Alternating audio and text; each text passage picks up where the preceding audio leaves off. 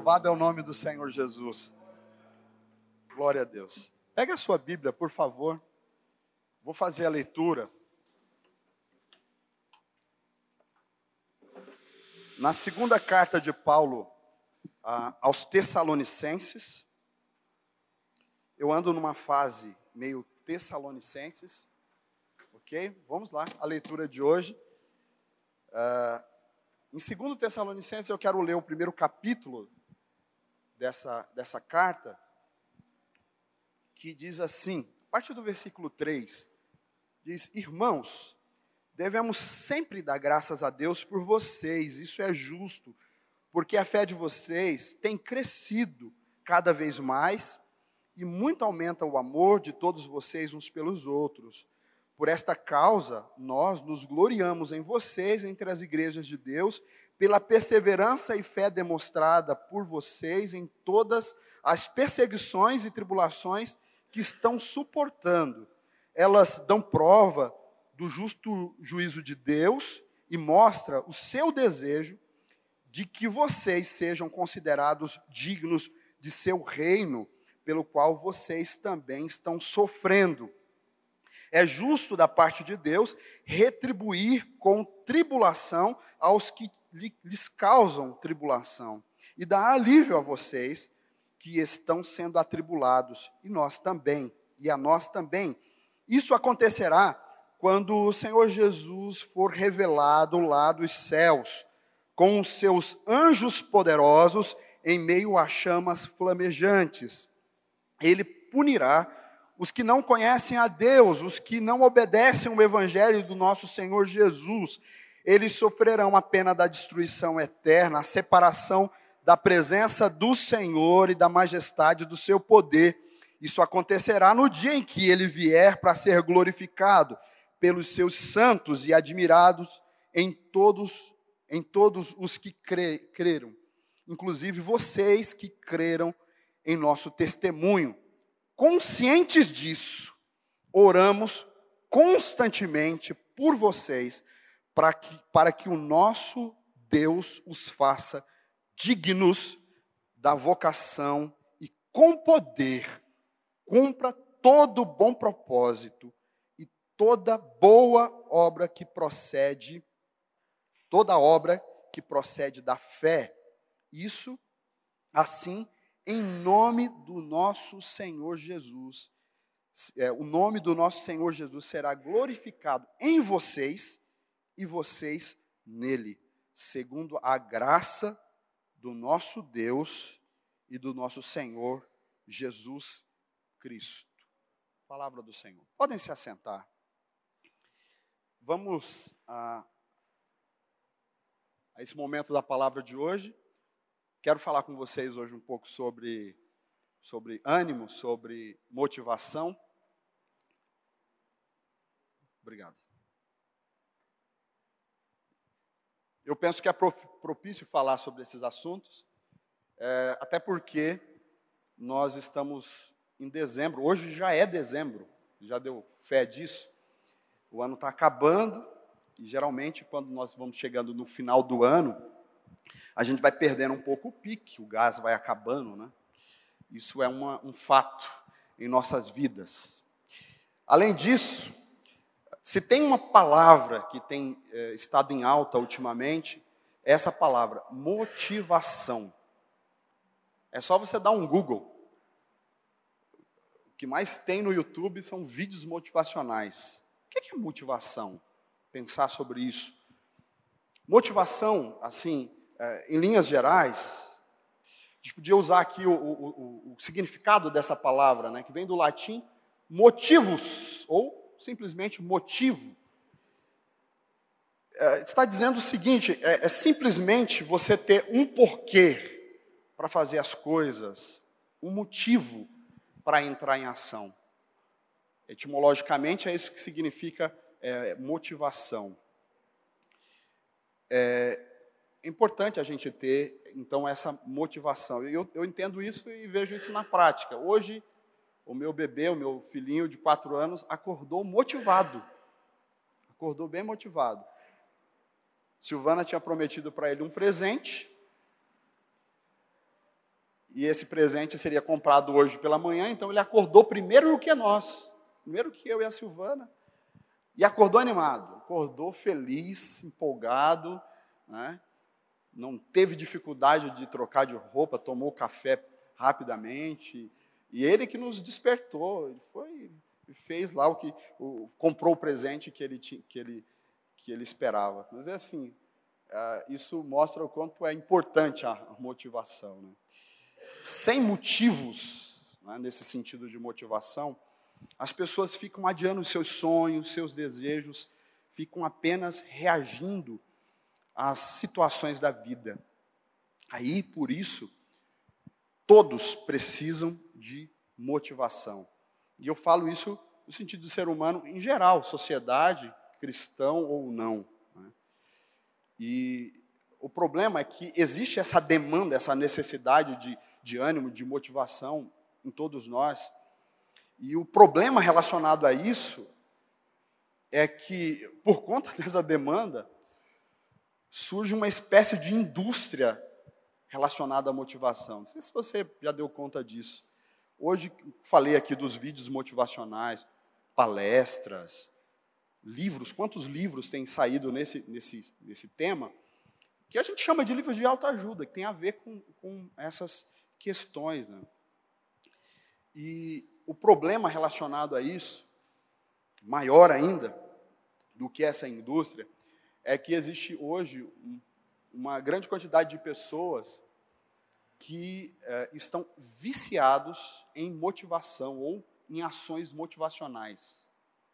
Isso tem causado um distúrbio no meio empresarial, né, de executivos e pessoas ligadas a essas áreas administrativas, ou funcionários, pessoas que têm sentido a necessidade constante. Isso tem se tornado uma forma de vício. Aquela pessoa que precisa levantar cedo e assistir um vídeo motivacional para as coisas darem certo naquele dia, né? Ou assistir pessoas que vivem de palestra em palestra, em evento, buscando mais um fortalecimento, um ânimo para continuar os seus projetos. Por conta disso, tem surgido uma outra corrente na sociedade. Eu não estou falando de situações da sociedade. Tem uma corrente aí de especialistas, palestrantes, que têm falado que ninguém precisa de motivação, criticando esse vício motivacional que tem estado por aí, né? Tem um palestrante que diz, inclusive, que esse negócio de motivação é o segredo do fracasso. Diz isso, porque, na verdade, é assim, a pessoa que tem um projeto, tem um sonho, tem um desejo, ele precisa de uma motivação. Aí ele lê um livro, ele assiste um vídeo desse, e isso dá uma bomba emocional, e a pessoa fica animada. Só que isso é passageiro, né? Gás hélio, fogo de palha. E aí, no primeiro tropeção que a pessoa tem, a primeira decepção, a primeira dificuldade, aí cai, o ânimo vai lá embaixo, né?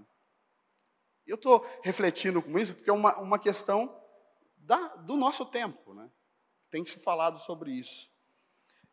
Eu discordo dessa linha que diz que nós não podemos, que não é necessária motivação. Na verdade, eu entendo que o que ele está criticando aqui é uma motivação sem base, sem conteúdo, né? Motivos vazios. Quando você tem motivos vazios, você se empolga e depois você se decepciona. Mas quando nós temos verdadeiros motivos, isso tem a ver com propósito de vida, com objetivo na vida, aí é completamente diferente. Trago isso para a vida espiritual. Nós vivemos em um tempo da nossa sociedade, e eu agora falando de nós cristãos, em que a gente vê muitos cristãos desanimados da fé, né? E aí a gente fala em motivação, será que a gente tem motivos, né? Na verdade, podemos dizer que o verdadeiro motivo é Cristo. E que nós temos bases sólidas, muito sólidas, para o nosso ânimo. E é sobre isso que eu quero falar com vocês nessa noite, olhando para para esta palavra aqui do apóstolo Paulo em Tessalonicenses, no capítulo 1, 2 Tessalonicenses, capítulo 1. Eu propus a falar hoje sobre agentes de ânimos, como que Deus pode nos usar para motivar as pessoas. Quero dizer com isso o seguinte, irmãos, que, claro, nós temos motivos para ter ânimo, né? Tudo podemos naquele que nos fortalece. Mas eu gostaria de convidar vocês para uma caminhada um pouco mais além. Na verdade, Deus nos chama não apenas para vivermos animados, motivados, mas para que nós sejamos agente de ânimo numa sociedade desanimada. Agentes dessa alegria numa sociedade triste. E isso é possível pela palavra de Deus, pelas ferramentas que o Evangelho nos concede. E eu penso que é sobre isso que Paulo está tratando aqui nesse capítulo que nós lemos. No último domingo eu falei sobre os Tessalonicenses. Quem lembra, quem estava aqui lembra. E eu comentava, só recapitulando quem que são os Tessalonicenses. Esses cristãos foram evangelizados por Paulo na sua segunda viagem missionária. Foi um trabalho missionário que mais deu resultado, porque Paulo pregou algumas semanas e já surgiu uma igreja ali. Era uma igreja robusta, animada, mas assim, por causa dessa ação missionária na cidade, despertou a ira do reino das trevas. E teve um levante muito forte contra aquela igreja, e fez com que Paulo, para não morrer, tivesse que sair fugitivo daquela cidade. Ele teve que fugir dali. E o que Paulo faz? Ele deixa ali uma igreja jovem, de pouco, talvez no máximo anos, cheia de novos convertidos. E aí Paulo tem que sair fugido e ele fica preocupado com essa situação, né? Ele fica muito preocupado com esses cristãos lá. A sua dúvida é, será que eles vão permanecer na fé? A única forma que ele tem de se comunicar com esses irmãos lá, porque ele é proibido de entrar na cidade, é por meio de cartas ou por meio de pessoas que levam notícias e que trazem notícias para ele. E aí as notícias que ele recebe é que os irmãos estão passando por muita tribulação lá, a perseguição está ainda pior. Essas notícias que ele está recebendo dos irmãos de lá. Só que ele também recebe a notícia de que, apesar de tudo isso, eles estavam crescendo na fé, estavam animados. Esse é o contexto. É assim que Paulo escreve 1 Tessalonicenses e 2 Tessalonicenses. É nesse contexto que ele escreve essas duas cartas. E a razão dele escrever essas cartas, nesse contexto, era exatamente para demonstrar a sua preocupação, o seu interesse, o seu carinho por aqueles crentes e preocupados o que aqueles irmãos estavam achando do seu pastor. Será que o pastor nos abandonou? E aí Paulo diz, não, eu quero dizer para vocês que eu estou muito preocupado com vocês, que eu quero o bem de vocês. E ele, então, toma esse cuidado. E ele se alegra nessas cartas, exatamente ao receber essas notícias, de que esses irmãos estão fortes, estão bem.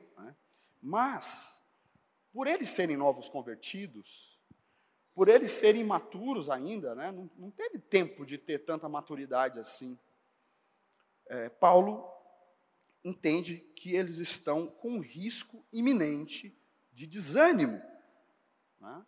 A chance daqueles irmãos desanimarem ou desistirem de Cristo era grande por causa das circunstâncias. E é por isso, então, que Paulo traz uma palavra de ânimo para esses irmãos. E esse texto que eu li aqui com vocês no início, nos ajuda, irmãos, a gente ter aqui umas ferramentas para a gente também fazer como Paulo, motivar outras pessoas. Tá? Eu quero compartilhar aqui algumas formas que Paulo usou para animar aqueles irmãos. Primeira delas, e aí usa como uma regra, um princípio para você. Elogie os acertos das pessoas, pois isso renova o entusiasmo. Então, elogio é uma ferramenta que Paulo usou com aqueles cristãos. Olha aí na sua Bíblia, os versículos iniciais ali.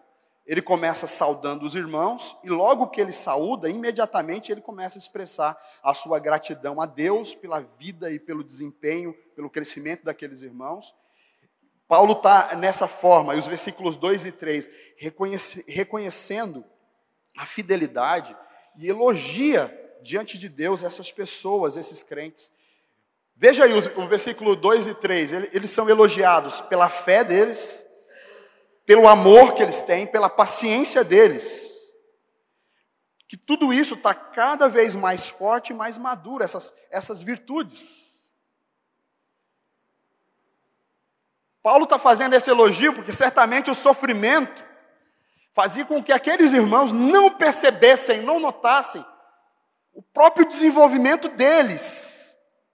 E aí Paulo faz questão de que eles tenham consciência disso. É possível que aqueles irmãos estivessem pensando assim, puxa, o que a gente está fazendo de errado? Será que isso é castigo? E Paulo, ao elogiar, está dizendo, olha, não desanime por isso, vocês não estão fazendo nada de errado. Vocês estão no caminho certo, não desanimem. E aí segue o texto, o versículo 4, quando ele diz assim, nós nos gloriamos em vocês, entre as igrejas de Deus, pela perseverança, a fé que vocês têm mostrado diante das perseguições, diante das tribulações, tudo isso vocês estão suportando bem. Então ele usa aqui palavras como perseguição e aflição. Perseguição aqui é aquilo que eles estavam sofrendo por causa de Cristo. Aflições, situações, problemas de todos os tipos que cristãos enfrentam, né? Circunstâncias gerais na vida. E aí Paulo está dizendo, olha, que independente das circunstâncias, aqueles irmãos estavam sendo fiéis a Deus. O testemunho deles era notável.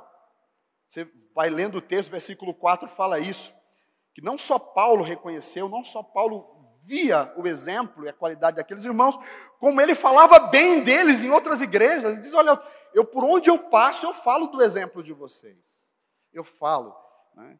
Então, o que Paulo está fazendo aqui é, em primeiro lugar, enfatizando muito mais a qualidade daquelas pessoas do que os seus defeitos. Certamente aquelas pessoas tinham defeito. Paulo conhecia todas elas, a maioria, pelo menos, desses defeitos. Mas ele decidiu elogiar mais do que criticar. Né? Isso é uma lição que eu aprendo aqui com Paulo nesse texto. Segunda forma de você motivar alguém, aponte horizontes. Isso motiva esperança. Então, além de elogiar, aponte horizontes para aquela pessoa, porque isso vai trazer esperança para aquela pessoa que está ouvindo a sua palavra. O que eu quero dizer com isso, com base nessa palavra? Eu quero dizer que sempre quando nós estivermos diante de alguém que está desanimado, a gente precisa fazer com que essa pessoa consiga enxergar além das circunstâncias. E é isso que Paulo está fazendo aqui nesse texto. Não sei se você percebe nessa palavra que ele traz o elogio, ele incentiva esses irmãos, louvando a Deus pela vida deles, mas em seguida ele busca trazer ânimo para aqueles cristãos, alimentando a esperança deles, fazendo com que eles possam olhar além daquela circunstância. Ele está dizendo, olha, creia, acredite, há uma esperança para vocês. A vida não se resume só a essa situação que você está vivendo, não. Deus é maior do que isso, a fé é maior do que isso, e você vai ver isso. Por enquanto você está sufocado aí pela circunstância, pela situação, mas Deus tem o escape, Deus tem a saída. E Paulo joga pesado aqui. Ele apresenta o maior de todos os horizontes para um cristão. Apresenta aqui a doutrina da vinda de Cristo. Ele apresenta uma convicção, uma crença que alimenta a esperança. Ele está falando aqui de uma promessa, a promessa da vinda de Cristo, que não é tão somente uma promessa, é uma certeza, porque ela é uma das promessas mais repetidas na Bíblia. A promessa sobre a vinda de Cristo, claramente, diretamente, é repetida 300 vezes na Bíblia. 300 vezes a Bíblia diz, Jesus vai voltar. Jesus vai voltar. Se eu tivesse tempo, eu repetiria aqui 300 vezes. Vocês não suportariam, talvez, mas é para você saber que essa promessa é grandiosa, verdadeira e real. E ele está trazendo aquela grande certeza cristã. Eles estavam sofrendo, estavam com dificuldade, e ele traz aqui uma crença bíblica. E através dessa crença ele está transmitindo esperança. Ele está lembrando os seus leitores ali de que Cristo vai voltar. E que quando Cristo voltar, ele vai apresentar o seu justo juízo. É o justo juízo de Deus, como você pode ler aí no versículo 5. Olha aí o que ele está dizendo. Ele está dizendo, olha, vocês estão sofrendo agora, mas Jesus está cuidando de tudo, no momento certo. E ele diz, é justo diante de Deus, que aqueles que estão perseguindo vocês hoje sejam perseguidos um dia. E que vocês que estão sofrendo, vocês encontrem alívio em Deus. Ele está dizendo, olha, tem saída, não é só isso, a vida cristã não é só problema, a vida cristã não é só desespero, não é só tribulação, não, calme, logo Deus vai dar o escape. E ele diz, mas além disso, Cristo vai voltar e vai colocar tudo em ordem. O que nós estamos sofrendo, o que nós estamos vivendo, é justamente porque a sociedade, o mundo está em desordem, em caos. Tudo isso é consequência do mundo sem Deus. Mas um dia Jesus vai colocar tudo em ordem. E ele diz, olha, que um dia Jesus vai voltar. O versículo 5 diz que ele vai trazer recompensa. Dos versículos 6 e 7, ele vai dar retribuição para cada um conforme o merecimento. Os versículos 8 e 9 diz que ele vai trazer alívio. E ele explica aqui que naquele dia, no julgamento de Deus, nosso Deus, haverá uma inversão de situação, uma inversão de papéis, daqueles que perseguem e daqueles que são perseguidos. Nós somos perseguidos hoje, mas naquele tempo nós estaremos num lugar de honra ao lado do nosso Deus, enquanto aqueles que nos perseguem vão ser julgados, vão ser condenados, receberão o juízo de Deus sobre a vida deles. Então eles estavam aqui sofrendo perseguições, mas na volta de Cristo, ele está dizendo, tudo seria diferente. Deus limparia dos olhos deles todas as lágrimas. Então, o que eu aprendo com essa palavra, como é importante a gente relembrar as promessas de Deus. A vinda de Cristo é uma das promessas, eu entendo, a maior das promessas. Porque quando você fala da vinda de Cristo, você carrega todas as demais promessas bíblicas junto dela. Cristo vai voltar. Então eu posso crer que Ele responde a minha oração, que Ele me atende, que Ele me salva, que Ele não me desampara. Entende? Então essa ideia. Aqueles irmãos estavam vivendo um momento muito complicado na vida deles, que estava levando num iminente estado de desânimo. Mas Paulo está dizendo para eles, não desanimem, que Deus tem grandes coisas ainda para realizar por você. Essa é uma doutrina que Paulo nos ensina sobre a gente olhar para a eternidade. O nosso maior horizonte é a eternidade. E isso é um real motivo para a gente viver, né? Paulo escreve aos Coríntios e diz que, lá em Coríntios capítulo 15, 1 Coríntios capítulo 15, acho que é o versículo 19, que ele diz que se a nossa esperança, se a esperança da nossa fé reduzir apenas a essa vida, nós somos as pessoas mais miseráveis do mundo, né? Dignos de pena. Paulo está dizendo isso porque a nossa esperança não é só isso aqui. Deus nos promete, Jesus diz, que nós teríamos 100 vezes tanto nessa vida. Nós temos as bênçãos de Deus nessa vida, mas não só isso, isso não é tudo. Se isso fosse tudo, nós seríamos os mais miseráveis, né, do mundo, dignos de pena mesmo. Mas a nossa esperança está em Jesus, na eternidade. O apóstolo Paulo escreve também, dizendo que essa difícil e momentânea tribulação, aquilo que a gente vive aqui, não se pode comparar ao peso da glória que está reservado para nós na eternidade. Paulo escreve também dizendo que aquilo que o olho não viu, o coração não sentiu, que os olhos não viram, é o que Deus separou para aqueles que o amam. Então a gente tem horizontes. E quando você estiver diante de um cristão desanimado, ajuda esse cristão a enxergar horizontes. Outra forma de nós termos, uma outra forma de nós motivarmos outras pessoas que estão desanimadas, por essa forma que Paulo usou aqui para animar os irmãos. Revele a sua oração para a pessoa, né? Porque isso nutre persistência. Por que revele a oração? Porque eu estou pressupondo que se você está querendo animar alguém que está desanimado, você já começou orando por essa pessoa, né? Entende? Se você está querendo que uma pessoa seja renovada na sua fé, seja abençoada, viva um avivamento, isso já pressupõe, isso é um princípio cristão, estão comigo? Que você está orando por aquela pessoa, que você está buscando a Deus por aquela pessoa. Então, se você está orando por aquela pessoa, por aquele irmão, pelaquela irmã, revele a sua oração para ela, porque isso vai nutrir a persistência, a perseverança daquela pessoa.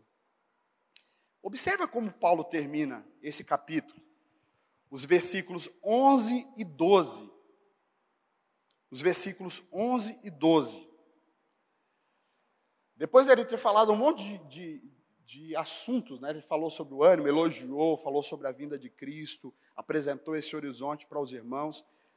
Ele agora termina o capítulo com uma oração em voz alta, uma oração para as pessoas ouvirem o que ele estava orando. Irmãos, é sempre bom a gente saber que tem alguém orando por nós. Você tem uma coisa que me anima e me fortalece, quando alguém diz, pastor, eu estou orando por você. E eu ouvi essa frase hoje, gostei de ter ouvido.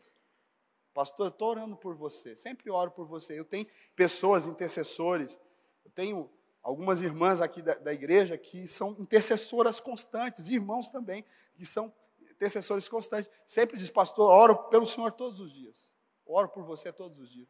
Isso fortalece o meu coração. Isso tem um potencial motivador grandioso. E é isso que Paulo está falando. Olha o que Paulo fala nesse texto. Eu quero ler de novo. O que diz aqui?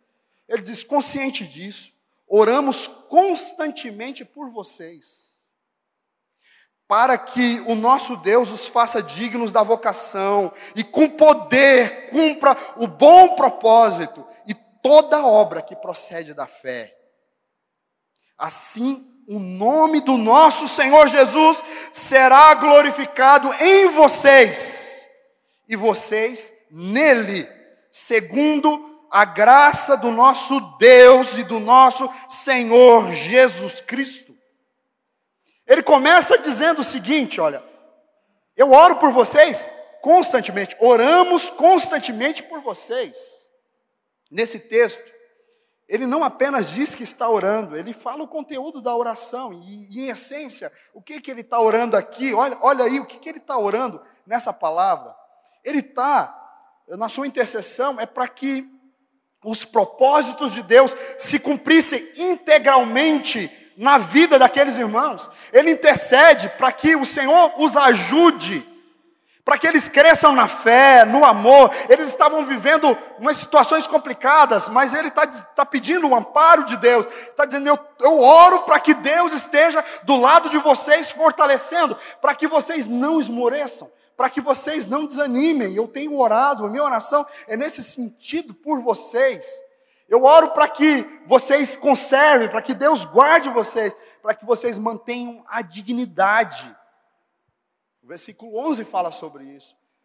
O versículo 11 ainda fala sobre o procedimento santo deles. Quero que vocês tenham um procedimento santo, que vocês tenham um testemunho fiel. Está dizendo, eu oro, como que eu oro por você? Está dizendo, eu oro assim. Na minha oração eu peço isso e isso por você. E ao pedir para que Deus os faça dignos da vocação, ele está revelando o desejo que ele tem para aqueles irmãos, como pastor. Está dizendo, eu quero que vocês cresçam, eu quero que vocês vivam uma vida em harmonia com a vocação que vocês têm. Qual que é a vocação de vocês? Qual que é a identidade de vocês? Vocês são filhos de Deus, filhas de Deus. Você tem um propósito para a sua vida. Sua vida não é sem sentido, sem razão, não. Tem uma razão para você existir. E Deus tem trabalhado na sua vida nesse sentido. Eu quero que vocês vivam tudo aquilo que Deus tem para vocês, o melhor de Deus, que vocês vivam no centro da vontade do Senhor, e que vocês vivam uma vida em conformidade com os valores do reino. E assim ele arremata essa oração. Eu acho bonito demais isso, irmãos. Olha o versículo 12, a primeira parte. Olha, confere aí na sua Bíblia. Ele diz, dessa forma, assim, sendo assim, se ele fizer dessa forma, se acontecer dessa maneira, o nome do Senhor Jesus será glorificado em vocês. E vocês serão glorificados neles. Olha, ele está arrematando dizendo o seguinte, que a forma de vida que eles iam viver, primeiro, era fruto da graça de Deus sobre eles. Ele está dizendo, olha, vocês vão viver assim porque eu estou orando para que vocês vivam assim. Então, tudo isso vai ser resultado da ação de Deus, da bênção de Deus. Vocês vão perseverar porque Deus está com vocês. Então, isso é uma palavra da graça de Deus. Não é que vocês são tão bons assim. É porque Deus está com vocês e está abençoando. Isso é um ponto. Mas o que vejo aqui como parte mais bela desta oração, é que ele está revelando uma verdade, uma palavra aqui que, irmãos, que é de tirar o fôlego. O que ele diz aqui? Que diz que a glória da igreja é Cristo. E a glória de Cristo é a igreja. Está dizendo assim que tudo que nós temos de precioso, de belo, todo o brilho e toda beleza que nós temos como igreja, é dado por Cristo sobre nós. Então a glória da igreja é Cristo. Tudo que nós temos e somos é porque Cristo está aqui. É porque não mais vivo eu, Cristo vive em mim. Só que por outro lado diz que a glória de Cristo é a igreja. Como que o mundo vai saber quem é Cristo? Quem vai conhecer o nome de Jesus se não for pela igreja, pela igreja? Então, um cristão que glorifica a Jesus por meio da sua conduta, do seu testemunho, também a glória de Jesus se manifesta por meio dele, fazendo-o brilhar. Né? Diz a Bíblia que a luz do justo é como a aurora, vai brilhando, brilhando, até se tornar dia perfeito. Então, a presença de Cristo em nós nos faz brilhar. Esse princípio, para a gente entender, é assim como a glória de um mestre está em seus discípulos, na forma de viver dos seus discípulos, assim como a glória dos pais está nos filhos que eles geram e que ensinam a viver, assim como a glória do rei está em seus súditos, cabe a nós, irmãos, um tremendo privilégio, a gloriosa responsabilidade de que Cristo seja glorificado em nós e nós nele. Isso é um privilégio, isso é uma honra que Deus nos dá. E é isso que Paulo está pedindo para os Tessalonicenses, em favor dos Tessalonicenses. Ou seja, Paulo está dizendo, eu conheço o potencial de vocês, eu sei que Deus tem muita coisa para te dar, para dar a vocês, e eu estou orando para que Ele faça isso na vida de vocês. Então ele está aqui intercedendo e manifestando o conteúdo da sua oração. Então eu quero que quando você se colocar assim, né, como agente de ânimo, de levar a palavra de Deus para aquele que está, faça isso. Diz, olha, eu estou orando por você. E eu estou orando por você, estou apresentando a sua vida diante de Deus, e a oração que eu faço é assim, assim, assim, para que Deus faça essa obra na sua vida.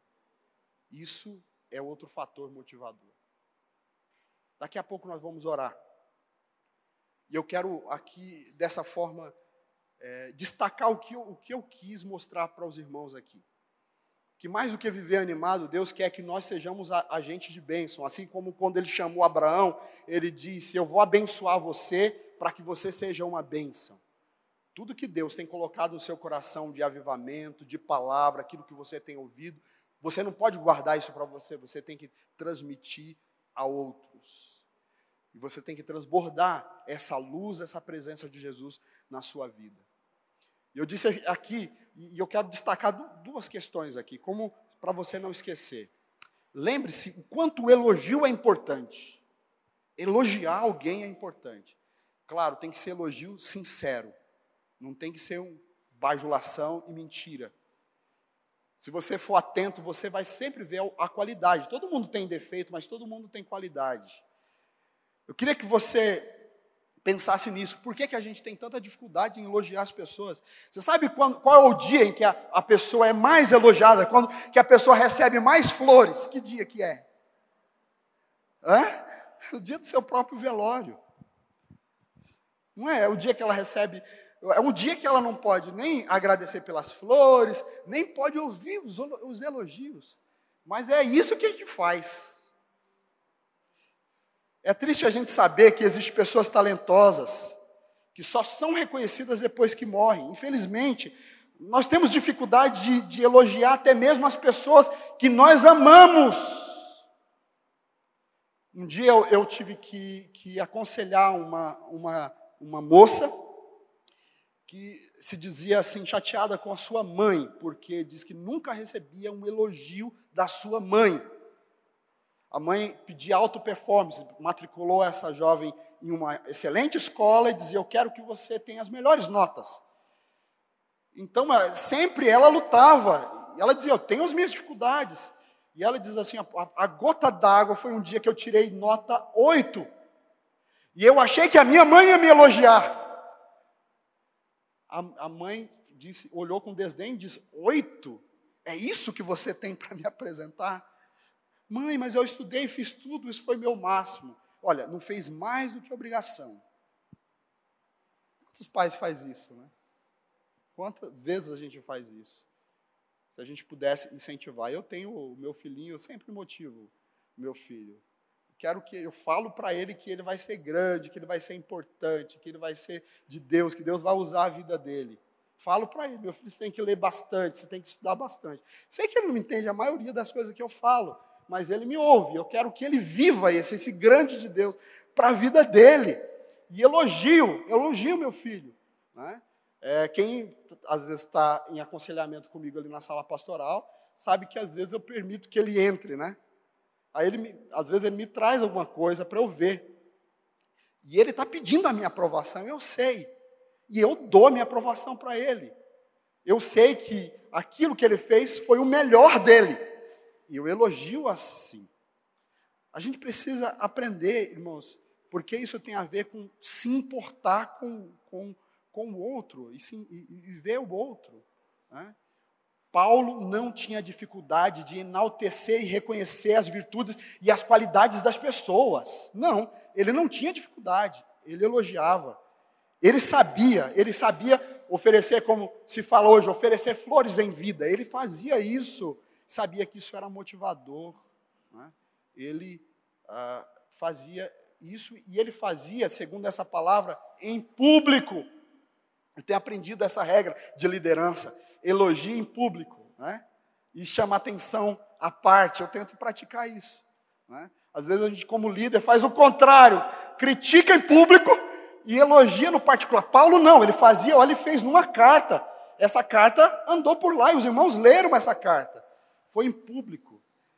Sabe que às vezes a gente elogia as pessoas que nós admiramos, mas nunca falamos ou falamos numa admiração secreta. Né? Então, a admiração silenciosa não serve de nada. Nós precisamos dizer para as pessoas o quanto nós admiramos, e isso é motivador, dizendo, não desista, irmão, você tem qualidade, você é um homem de fé, você é uma mulher de fé, Deus te chamou, você é filho de Deus, filha de Deus, continue firme, não desanime. Ah, mas eu não tenho qualidade. Você tem sim, liste as qualidades dessa pessoa, sendo sincero, isso vai motivá-lo. Outra coisa que eu destaco aqui. Lembre-se que a oração é essencial nesse processo de motivar, de avivar. Paulo disse, eu oro constantemente por você. E isso é uma forma da gente dizer para a pessoa que a gente se importa com ela. É uma maneira da gente dizer para a pessoa, você não está sozinha, você não está sozinho nessa batalha. Estou com você, estamos juntos nessa guerra, eu vou te ajudar. E de fato, ore, irmão. Isso é uma maneira de você mostrar que se importa. Certamente isso trouxe alento para aqueles cristãos, os tessalonicenses. Porque é sempre bom saber que tem alguém orando. E que oração, interceder por alguém, é uma das formas mais lindas da gente demonstrar amor. Você quer dizer que você ame alguém? Diga, eu oro por você constantemente. Porque você está dizendo, eu me importo com você. Eu quero o seu bem. Eu estou contigo. E é por isso que o apóstolo Tiago nos incentiva. Orai uns pelos outros. É por isso que o apóstolo Paulo diz, orem por nós. Nós precisamos. Os pastores também precisam. Né? Essa é uma forma, oração, essa maneira de interceder uns pelos outros. Isso é importantíssimo. Mas quando você orar, que é o detalhe, diga para a pessoa que você está orando, eu estou orando por você e a minha oração é essa. Amém, irmãos? Estão comigo? O que Paulo fez para motivar os tessalonicenses? O que ele fez? Ele demonstrou interesse e carinho, fez isso elogiando esses irmãos e lembrando o futuro deles, o potencial deles em Cristo e motivando-os. A vida cristã não se resume só nisso, tem muito mais que Deus quer nos dar, que Deus quer nos apresentar. E eu quero perguntar, você conhece alguém que está enfrentando lutas, que recebeu um diagnóstico de uma enfermidade terrível? Você conhece alguém desanimado, que está pensando em deixar a igreja? Se você não conhece, eu posso te dar uma lista de alguns. Conheça alguns. Se você conhece, faça algo. Seja um agente. Seja alguém usado por Deus. Não seja aquele que se junta ao desanimado. Que diz assim, é mesmo, tinha pensado nisso. Sabe que é mesmo, eu também não vou mais à igreja. Já pensou? Não. Seja o contrário, seja o agente de Deus, transformador daquela cena, daquela situação. Faz como o apóstolo Paulo fez. Ajude essa pessoa a perseverar. Ajude essa pessoa a se levantar. Seja um agente de ânimo na vida da igreja do povo de Deus. Eu quero que vocês fiquem de pé para a gente orar nessa direção, nessa palavra. O grupo de louvor já pode vir para a gente cantar, para a gente louvar a Deus. E eu quero orar com vocês, eu quero buscar a Deus com vocês nessa palavra. Eu não sei se você está desanimado aí, se você está enfrentando algumas lutas, algumas provas. Deus está contigo, meu irmão. E o fato de você estar aqui na casa de Deus é uma prova de que há esperança para você. Deus que nós adoramos aqui, Ele ouve a oração. O Deus que nós adoramos aqui, Ele é vivo e real. Ele morreu um dia, mas Ele não ficou na sepultura. Nosso Deus ressuscitou. E nós adoramos um Deus vivo, real, que nos atende aqui. Então nós vamos orar a Ele, apresentando os nossos dilemas, as nossas preocupações. Mas eu queria que você orasse mais do que isso. Porque é muito pouco para você. Você só pedir ânimo. Você é daquele tipo que eu falei no início, viciado em motivação? Preciso de uma palavra hoje para eu sair animado daqui? Você é desse tipo que vai em congressos, em retiros, buscando sempre ânimo? Que a sua vida é de evento em evento? Se é, isso está errado. Porque você tem uma fonte de Deus aí dentro de você, que jorra para a vida eterna, que é o Espírito Santo. Que qualquer hora você pode recorrer a Ele e encontrar o ânimo que você precisa. Então, desafio você a pedir, Senhor, eu quero ser usado pelo Senhor para ser agente de ânimo na vida de outras pessoas. Eu conheço fulano, você pode falar para Deus, conheço ciclano, pessoas que estão dizendo, eu quero que o Senhor me use para trazer essa pessoa de volta para a igreja. Me use, Senhor, para levar essa pessoa para os teus caminhos, para a tua presença, para falar com meu filho, com a minha filha, com meu esposo, com a minha esposa. Então feche os seus olhos. Fale com Deus nesse instante, nesse sentido de oração. Deus, nós te adoramos, porque o Senhor é o nosso grande motivo. Não existe motivo, razão maior para a gente adorar, para a gente ser feliz, para a gente se alegrar do que o Senhor. Tu és a nossa esperança, Tu és o nosso tudo, Tu és a preciosidade que nós temos na vida, Tu és a razão do nosso viver, a causa da nossa existência. És o nosso Senhor, o nosso pastor, o nosso amor. Nós somos apaixonados pelo Senhor. Nós somos gratos por tudo que o Senhor fez, e essa gratidão nos leva a saber que não estamos sozinhos e nos leva a perseverar. Deus, eu oro por pessoas que são Teus servos aqui, que estão enfrentando lutas e provações e que sentem desanimados. Eu peço que o Senhor traga o alento, que o Teu Espírito Santo traga o renovo, a esperança, fortaleça a fé desse Teu filho. Mas eu sei que isso não é tudo que o Senhor tem para eles. Eu sei que o Senhor tem muito mais para fazer. E é por isso que eu oro agora, no nome de Jesus, para que o Senhor venha derramar do Teu Espírito Santo, Espírito de avivamento, Espírito de renovação. Venha derramar sobre os Teus filhos esse vento impetuoso, e que o Senhor nos faça agentes do Senhor no mundo, agentes de ânimo, agentes da palavra, que nós possamos ser os profetas do Senhor nesse tempo, Deus. Então que o Senhor levante essa Tua serva, que o Senhor levante esse Teu servo na autoridade do Teu Espírito Santo, para que eles possam fazer a Tua obra, para que eles possam pregar a Tua palavra, Senhor. Que nós possamos ser esses agentes de transformação. Que o Senhor possa nos usar para fazer a diferença lá no nosso trabalho. Que nós possamos fazer a diferença por onde nós andamos. Eu oro assim, Deus, no nome de Jesus.